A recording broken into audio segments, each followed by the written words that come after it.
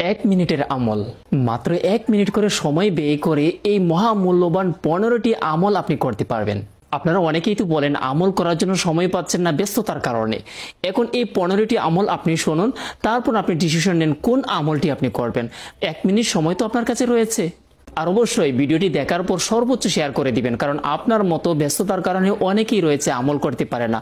আর 1 মিনিটের আমলগুলা যখন সে শুনবে, দেখবে, তারপর অবশ্যই তার মনে আগ্রহ জাগবে এই আমলগুলা করার।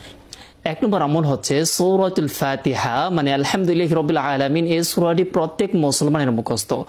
এমন কোন মুসলমান নেই যে সূরাতুল ফাতিহা আলহামদুলিল্লাহি রাব্বিল আলামিন এই সূরাটি মুখস্থ তার নেই। তো সূরাতুল ফাতিহা যদি একবার পাঠ করেন তাহলে 600-র অধিক নেকি পাবেন।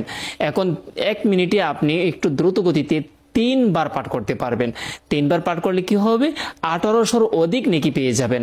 আর কোন কোন বর্ণনা রয়েছে, কোন কোন ইসলামিক বিশেষ